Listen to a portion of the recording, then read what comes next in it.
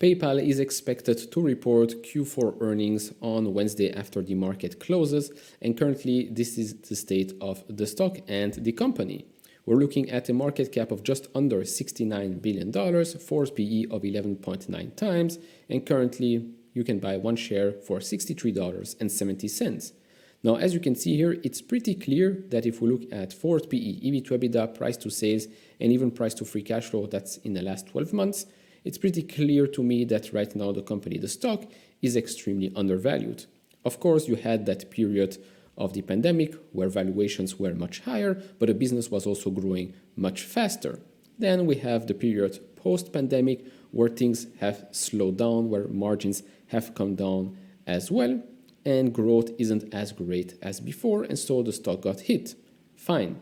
But in my opinion, the stock got hit a bit too much. It is now trading as if this company will not be growing in the future.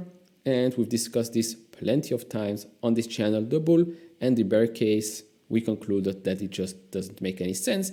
And so, in my opinion, this is still one of the best risk-reward opportunities in the market right now. Now, in this video, I'm going to go over my expectations, the company's expectations, and the market's expectations for Q4 and for fiscal year 2024. Now, I do want to point out one extra thing here, and that's the fact that shareholders do get a lot of value. Yes, despite the stock being down 22.62% since last year and probably 50 to 60% or maybe even more since the all-time highs. But in the last 10 years, shares outstanding have been reduced by 11.63%, and free cash flow per share has actually increased by over 200%.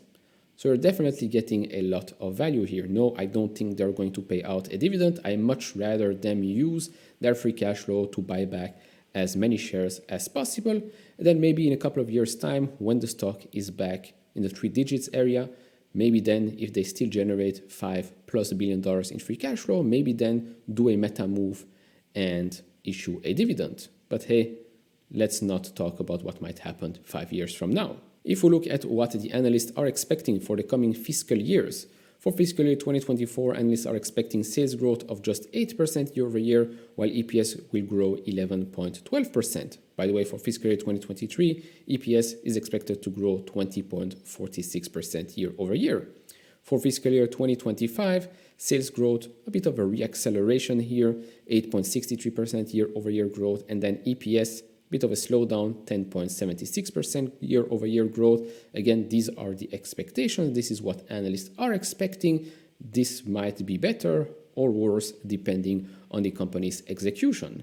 Now, before I continue, look at the company's expectations, what were mentioned during the earnings call as well. If you enjoy this type of videos, leave it a thumbs up, subscribe if you have not. We'd really appreciate that. And by the way, tomorrow, of course, I will cover the earnings report. Right after that, I will jump on Futures Investing channel for a live stream. We're going to go over the earnings score, so make sure to join us on his channel. And if you want to support me even further, do check out the link down in the description in any pinned comment to get the top 10 best stocks to buy now, or go to full.com/couchinvestor. Thank you very much. So let's jump right into this. The most important aspects I'm keeping my eyes on is basically this page right here, page 15 of the press release for Q3.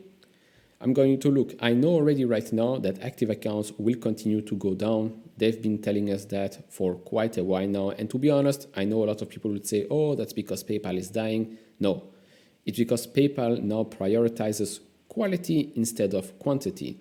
Before, during the pandemic era, during the zero interest rates era, they just wanted to have more and more users. But the problem here is you attract a lot of users that barely do any transactions. And so your cost to acquire goes up, never gets paid back. And so now they've moved to a more profitable growing company.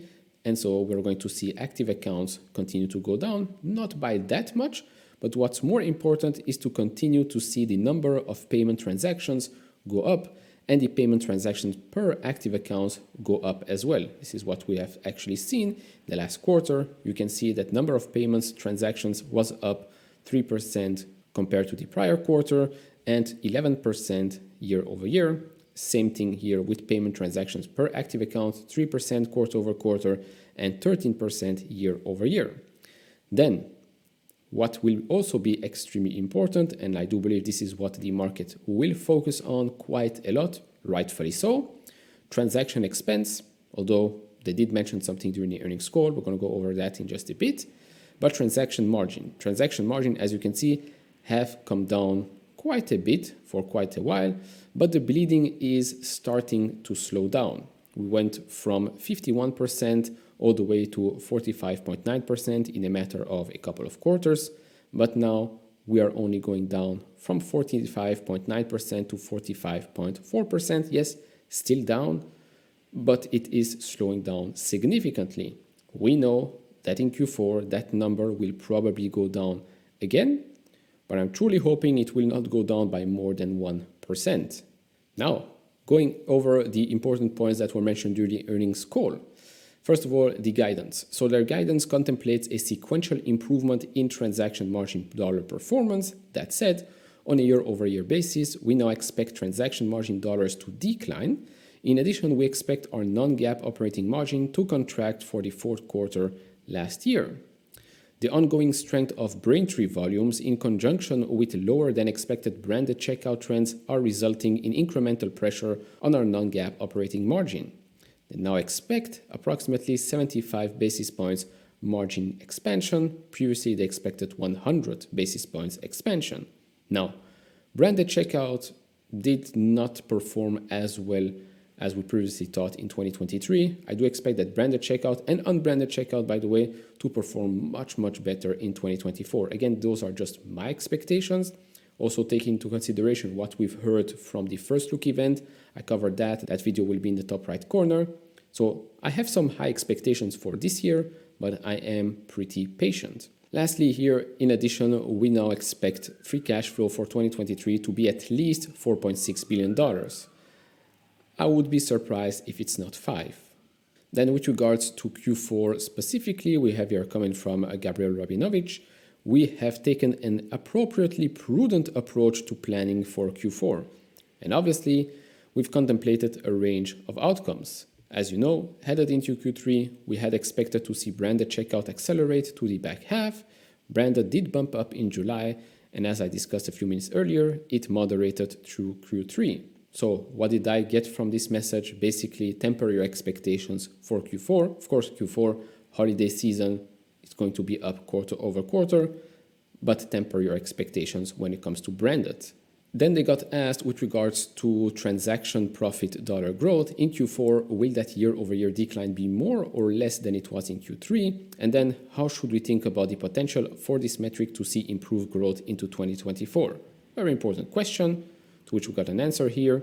Our focus is really on driving profitable growth. This is what Alex has been saying since he came in. And we're putting the weight of the organization against initiatives consistent with that objective. That said, we did see a decline in our Q3 transaction margin dollars. We do expect them to decline again in Q4, but to a lesser extent. So I really view Q3 as the low point, and we'd expect to see an improvement in the profile in Q4. Again, this is about transaction margin dollars. She ended by saying, in addition, obviously, we're not guiding 2024 in this call. Longer term, our success will in part be determined by our ability to reaccelerate profitable growth in the business, and we expect to be able to do that. And this is what I'm expecting to hear during the call. Reaccelerate profitable growth in the business starting already early in 2024. This is going to be very, very important. We are in an earnings season where, okay, fine, you can report solid results, but the market really wants to hear what the guidance will be for full year, because we're still in a sort of weird macroeconomic environment. And so the most important things are what happens in the next quarter, what happens in the next 12 months.